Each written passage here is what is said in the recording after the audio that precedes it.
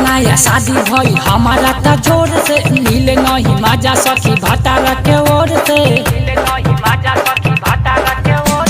नया शादी भई हमारा त जोर से मिले नहीं मजा सखी भतारा के ओर से।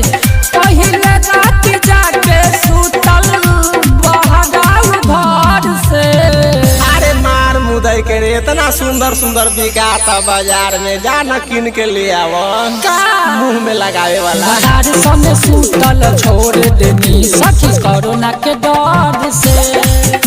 बाजार संगे सुतल छोड़ देनी सखी कोरोना के डर से।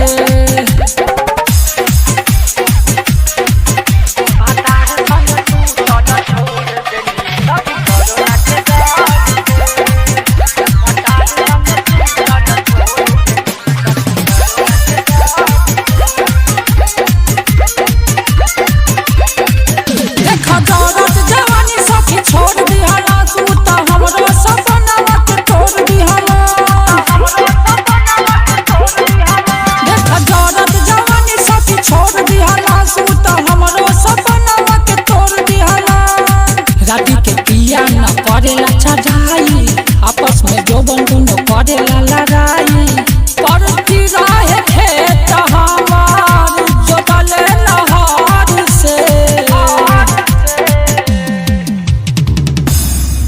तो भतार संग सुतल छोड़ देनी सखी कोरोना के डर से।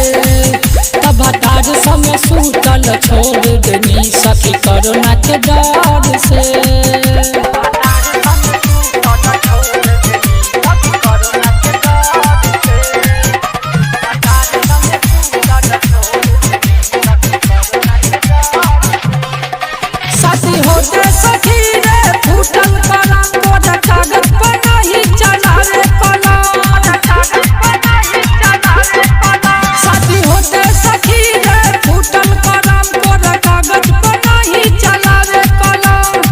चढ़ल जवानी हम रहे न संहार में, कबो न किली डाल सखी रे केवार में।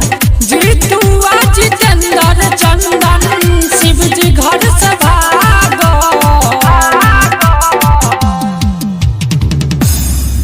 तो भतार संग सुतल छोड़ देनी सखी कोरोना के डर से। तो भतार संग सुतल छोड़ देनी सखी कोरोना के डर से। Media zone recording studio, Pathak market, Ambara Chowk, Sewa Ghat, Muzaffarpur.